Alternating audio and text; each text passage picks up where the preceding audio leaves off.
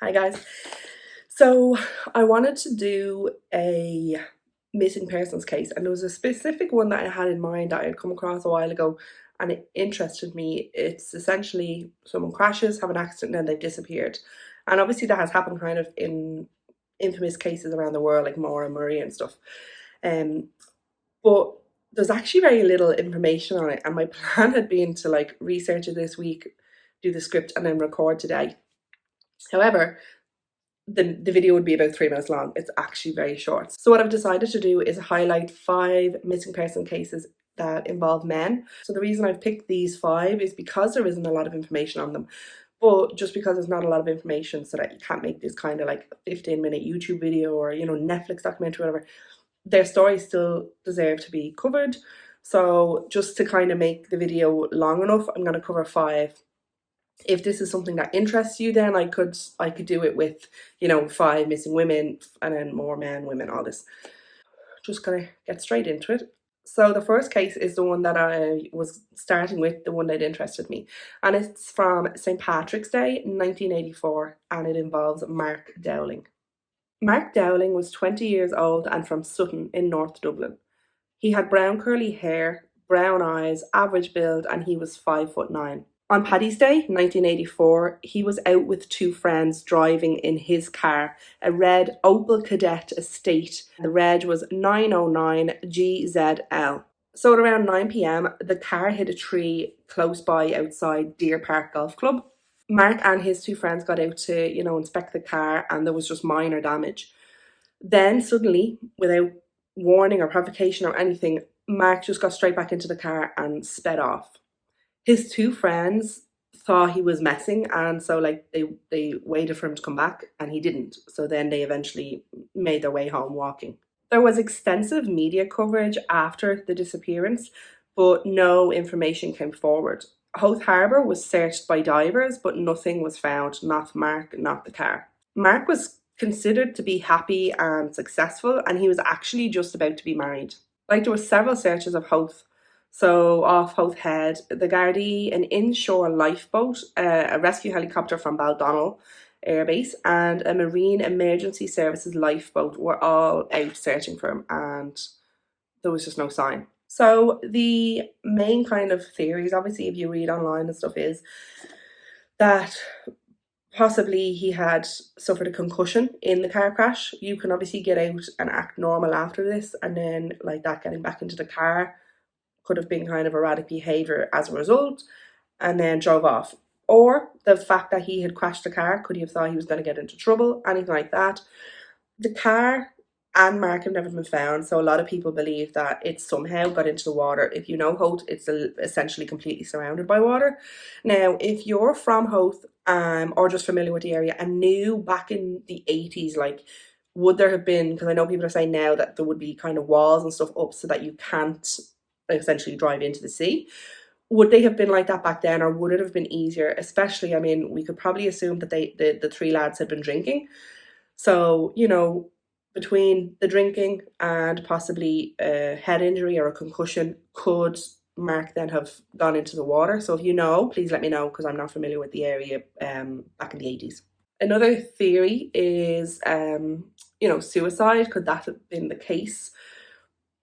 Again, I know we obviously never know what people think in those moments or in that time, in that mindset, but I kind of feel like if it was a case that you were just out with your friends and stuff having a good time, I don't feel like in that split moment is when you would decide to do something like that. But again, with the head injury or whatever, anything's possible. And again, I don't want to be trying to assume someone's mindset in that situation. And then obviously the other thing is the kind of more wilder theory, I suppose, would be, had his friends got something to do with it? But it's said that they just walked home after the situation, so I don't know. There really isn't a lot of information on it out online or anything, so even though it says there was extensive media coverage and stuff, because it was back in the 80s, it was before the internet, and so there's not a lot I can find on it. If you do know anything more about this, please let me know, because it is one that fascinated me when I read it. The next one is more recent, and it is the disappearance of Brian Kinsler on the 17th of November 2021. So Brian lived with his parents in Waterford and he had three sisters. He was 29 at the time. He would have actually turned 30 the following March. So at around 9:15 a.m., he headed out to go to a phone shop. Apparently his phone was acting up, so he was going to get a new one, or possibly even get that one looked at. You know yourself these days, the phone repair shops are kind of all over the place. And he was due back then because his shift in Musgraves Cash and Carry started at midday, so I'm assuming 12. And he hadn't come back. So obviously his parents just kind of assumed maybe he went straight to the job. Although it said he was last seen wearing a blue rain jacket, black Adidas tracksuit bottoms with the stripes on it, and then black runners and a baseball cap. He also wore glasses. He was last seen on CCTV in Waterford City Centre, which was his intended destination. So like that, it was kind of an hour. And CCTV caught him at St. Dominic's Credit Union and Geraghty's tyre shop. When his family realised that he hadn't gone into work, he was reported missing at 7 p.m. that day. His sister says in a news article that like she would call and text, but his phone is remains off. I don't know how soon his phone went off, if it had gone off that day or if it was a few days later, which could indicate that the battery just went in it. But again, also if the phone was acting up, that could play a part. There were extensive searches carried out. Some of the examples are obviously the civil defence, the Garda helicopter was out, they used like drones. His case appeared on Crime Call. It seemed to be covered, like I remember seeing it on Facebook and stuff, and there just doesn't seem to be any follow-up. It does say that there had been kind of like reported sightings, but that nothing kind of came from these. Again, this case is so recent that people would still have it maybe in their memory if they did see him. He was 6 foot, brown eyes, he was slim, as I said, he wore glasses, and I think he had a bit of a beard at the time. So our next missing person is Alpho O'Reilly. If you have watched my first ever video, The Murder of Charles Self, you will recognise this name. Alpho O'Reilly was originally from Westport in County Mayo, but he had spent a lot of his life then living in Strand Road, Sandymount, here in Dublin. He was an actor at the Gate Theatre and also designed a lot of their stage sets. In 1961, when Radio Television Éireann was set up, he became the head of design, and in 1972 he became the director of design.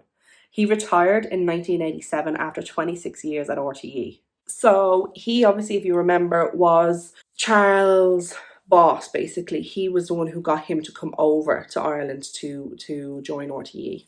It's reported that he had no close family, just some cousins. So there's actually two dates for his disappearance. There's the 2nd of January 1996 and then the 4th of January 1996. The Garda website is the 2nd, but a couple of the other ones say the 4th. So on the day he went missing, he was seen in Strand Road that day, near his home. And then at 3 a.m, he was seen at a garage, a petrol station in Ashford, County Wicklow, filling up his car.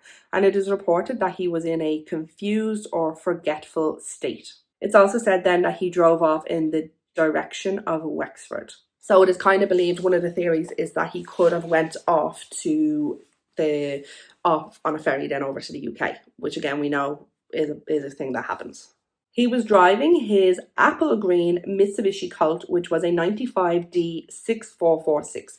So it was quite a new car, and apple green is quite a prominent colour. It's a bright green. If it was, if you kind of said, oh, like dark green, it's kind of a bit more subtle, but like a big bright apple green car. It is reported that he had a slight difficulty with walking. He was a smoker. I think could have been quite a heavy smoker. A lot of the photos that I'll put up have he has a cigarette in them. And he had a quite refined accent, like a bit of a posh accent, I suppose. It also says that he suffered with amnesia. Now, do they mean amnesia or do they mean more so like dementia or Alzheimer's? Because he was like 73, 74 at this point. So, amnesia is kind of a bit different. But again, obviously he had some sort of condition that caused him to be forgetful, I suppose. And then if that's the case, would he have been in a position to be able to head over to the UK? Like, he was quite old to be trying to like start a new life in the UK. There was also like no mentions of his belongings or anything, like did he have a passport? Was that found back at his home? Was other things found? Was it known that there was clothes missing? Did it look like he could have packed a bag? Because even 3 a.m. is quite a strange time to be travelling down to Wexford. Because I mean, Dublin to Wexford isn't a huge drive, so it's not like he could have started off that morning and would only get to Ashford by 3 a.m. It wouldn't be that long of a journey. He would have had to have left kind of that night. Now again, if he was suffering with amnesia or Alzheimer's or something, that could be, linked to that behaviour of arriving, deciding to head off at night to do something like that. A possible thing then is that he had a car crash. So a car crash into something like a ditch or into the water. There's not a lot of reports on how much searching of waterways or the coast were done, and the same for kind of inland. If there was searches around, I feel like after this many years it would have been found. Saying that though, there have been stories of cars not being found in bodies of waters for decades here. So this next one was a cold case, like a cold missing persons case, but it was actually very recently resolved. So I decided to put it in because obviously it's a bit of an interesting case. Again, there wouldn't have been a lot of information on it, and now that it kind of offers a glimmer of hope for people who have missing persons in their family or whatever. Noel Clarence Hardy was born in December 2nd, 1936. He went missing on the 17th of September 1967, and he was 30 years old. It is said that he was voluntarily staying in St. Brendan's Psychiatric Hospital in Grangegorman, and it was after leaving here that he went missing. There really wasn't a lot of information, like very, very little. It says kind of like it's believed that he could have travelled to the UK. It even mentions that he might have had family connections in the UK. And that was kind of the missing part, In fact, his family always thought that he never left Ireland. They believed something sinister had happened to him here. But in recent years, his grandnephew, Paul Mooney, decided to try look into it. And it was by this effort being published and, talked about, that a genealogist, an amateur genealogist in Tipperary, who has said they don't want to be named, saw this situation, this case, and decided to look into it for them.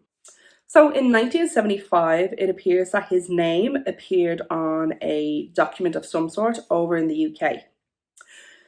In 1988, there was a benefit claim from a homeless hostel in Coventry with his name.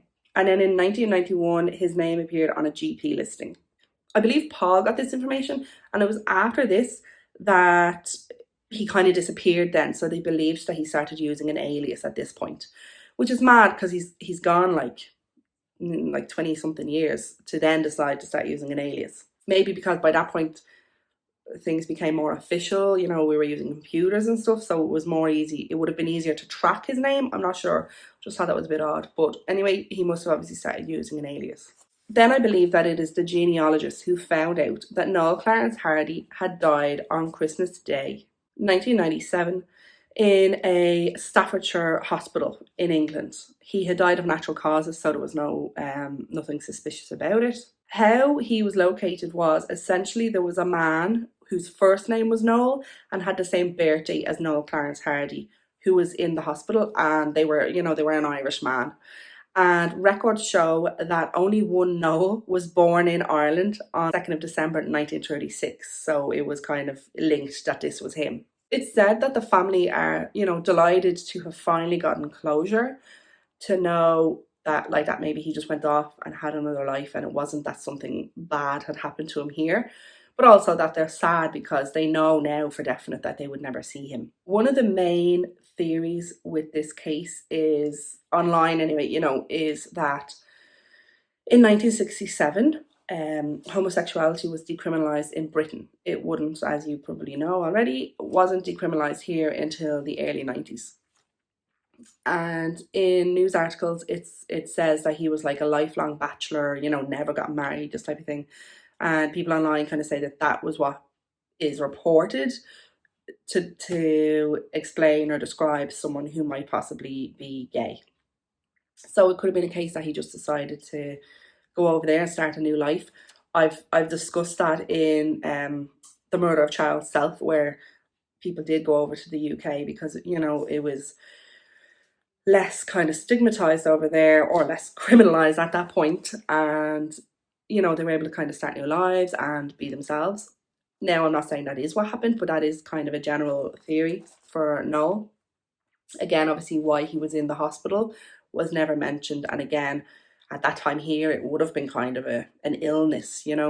So I kind of just hope that this case offers a bit of hope that there are people who just decided to go off and travel, start a new life somewhere else, and did have a good, healthy, happy life, and that it wasn't anything nefarious or bad that has happened to them. So hopefully, in years to come, with this type of thing, with the genealogy, maybe we'll be able to find more missing people.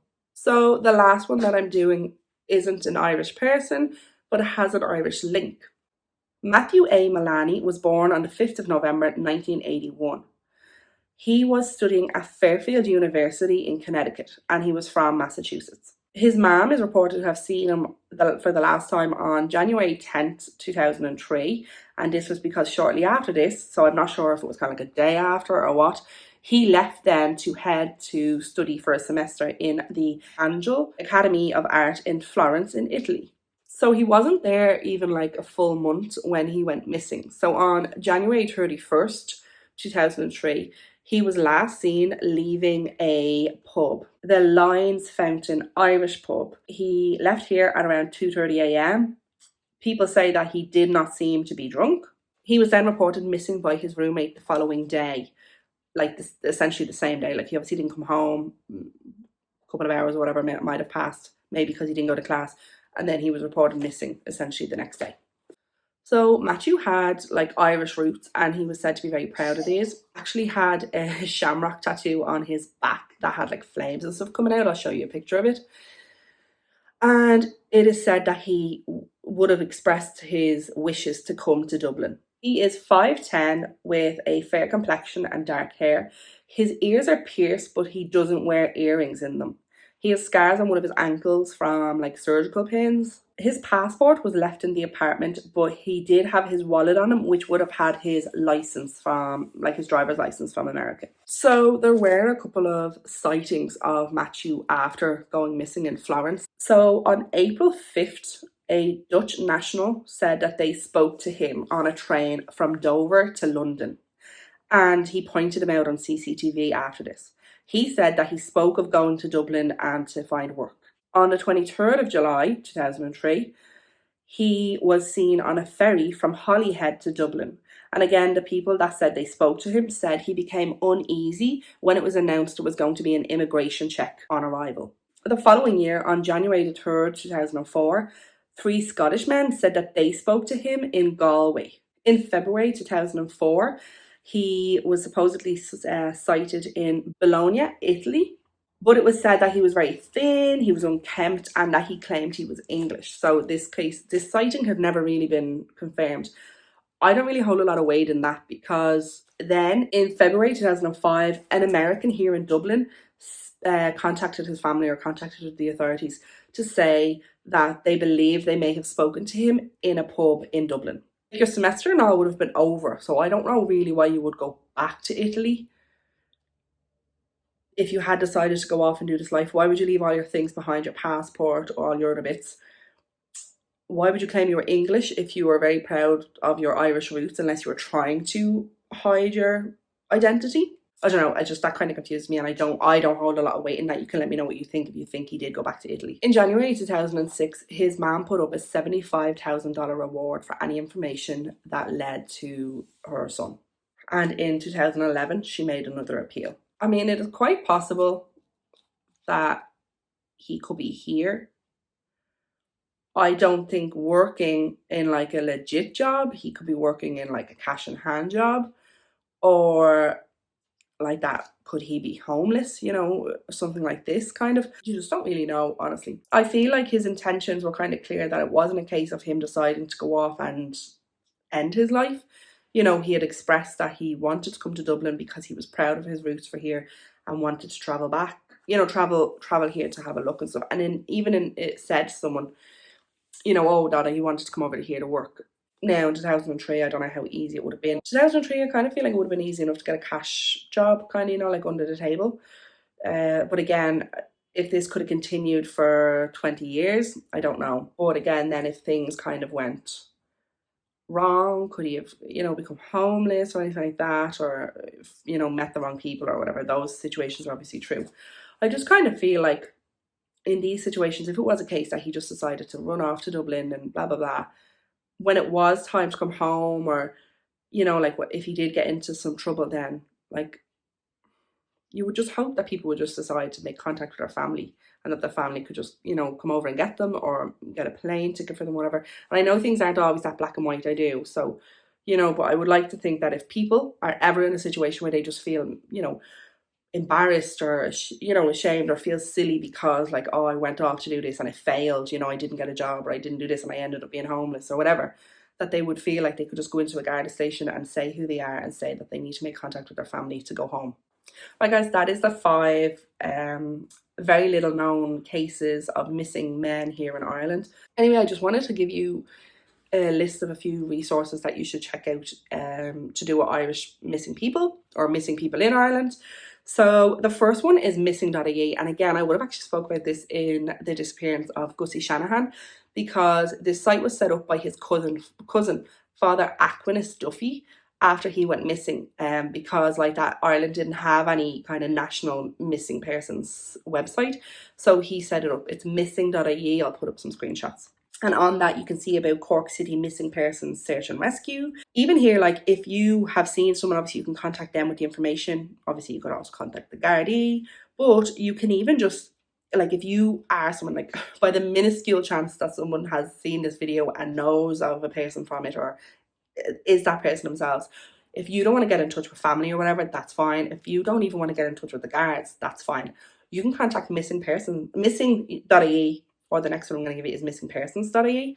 You can get in touch with them and ask them to just give a message to your family to say that you are alive, you are well, but that you don't want to make contact, and they can do that for you. And at least then it gives your family a bit of peace of mind, and it also gives you the peace of mind because you can, you know, that they're, you know, that that's kind of dealt with, it's closed, and you can just go on and live the life that you're choosing to live. So the next one is missingpersons.ie. So there is a website and it has lots of different things on it as well.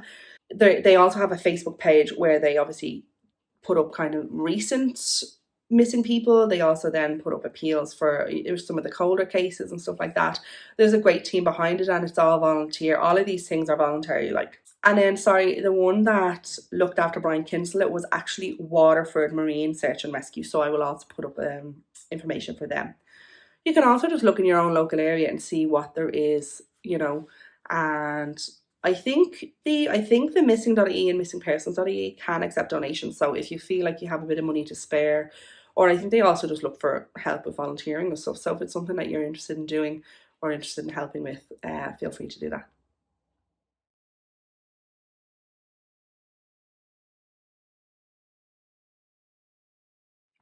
Right, guys, that's it. Let me know if you did think this was interesting.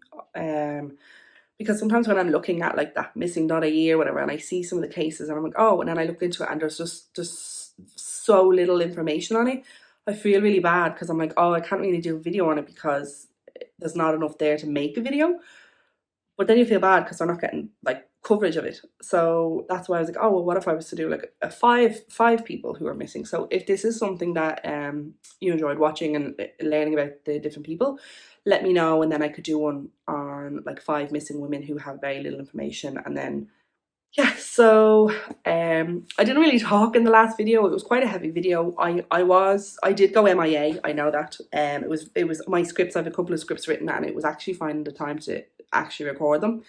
So I got that recorded, and then I didn't really want to do the whole rambling at the end that I do because it was quite a heavy case. And that's another reason why I didn't want to force myself to record it when I, like if I had a bit of time and I just wasn't ready to record it, I didn't want to force myself because it was quite a heavy case and I didn't want to kind of be a dick about it and just be like, oh no, just do it, like. So yeah, I hope you're all well and the sun is out today. We are over 3,000 subscribers. That's actually 6, but yeah. So thank you as always for all the support. Thank you for all the nice comments and stuff like that. Have a lovely weekend. Stay safe, and we will see you all in the next video. Thanks. Bye.